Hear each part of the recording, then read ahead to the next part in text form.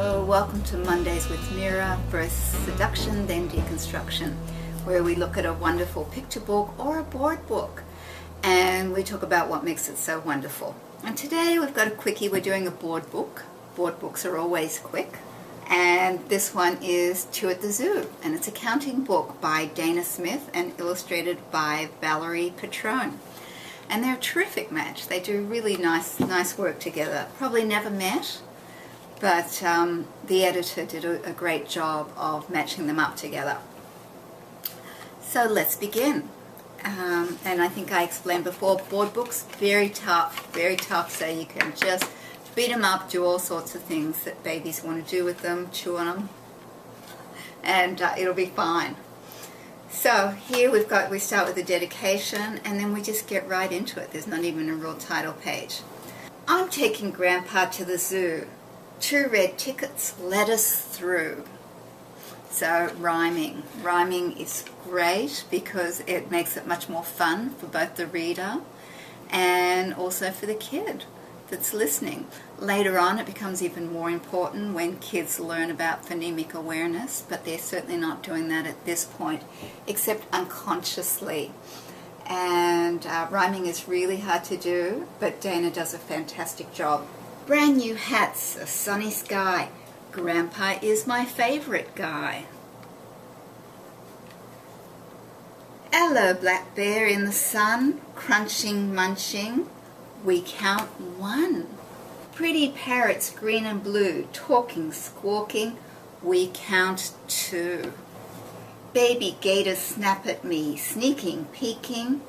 We count 3. Okay, nice repetition there. Watch me, lions, I can roar, growling, prowling. We count 4. Roar. Penguins marching, penguins dive. Waddle, toddle, we count 5. What are we going to count next? Eagle sleeping close to heaven, resting, nesting, we count 7. Hello, spiders in your crate, very scary, we count 8. Pink flamingos in a line, flapping, napping, we count 9. Is that really napping? Yeah. Hairy warthogs in a pen. Muddy, cruddy, we count 10. Eat a hot dog, see a show. Grandpa's tired. Time to go.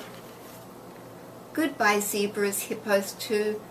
Goodbye, new friends at the zoo. Really sweet, really sweet. And so we learn about a lot of different animals, which is great for young children. We learn about a lovely relationship between a grandchild and their grandfather, and about going to the zoo. Delightful language, crunching, munching, talking, squawking. And so it's a very simple rhyming pattern, but it's very effective and very delightful. Sneaking, peeking. And so she rhymes the number with the first line, and then the second line here, it rhymes with itself. So let's have another look at that. Watch me, lions, I can roar, growling, prowling. We count 4. So just super simple, but very skillful. This really simple stuff is not so easy to do. But I think they did a really fantastic job. Let's talk a little about the illustrations.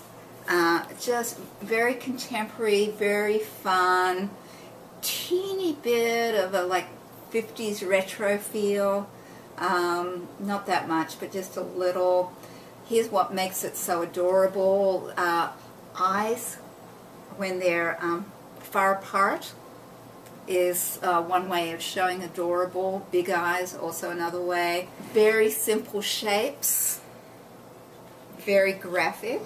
Here I'd have liked a little more color contrast between the lions and the background, but it still works fine. Love the penguins, the wonderful movement. Normally you would have things facing that way to guide the reader to the next page. but it's still perfectly fine. We can either go down or we can go up to the next page. Diagonals are really fun, as are undulating lines. Straight horizontals and straight verticals are the kiss of death in illustration.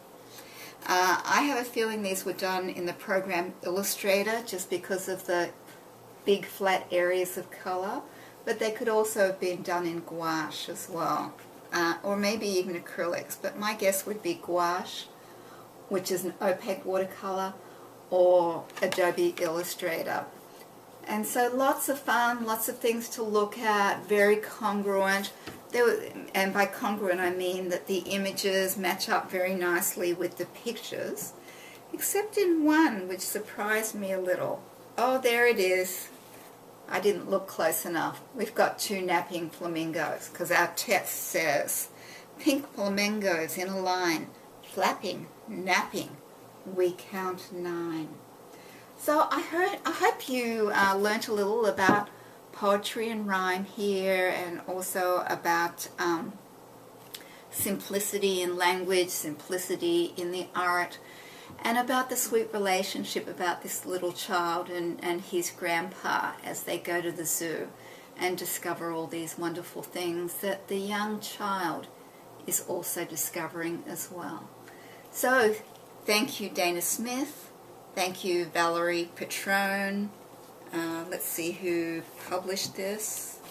Clarion Books, who do lovely books for young readers. And I hope Clarion, was it Clarion? No, I think it was Dutton that was recently eaten up by another publisher. But anyway, check them out. Check out this book. Loved it. And I hope you do too. Bye.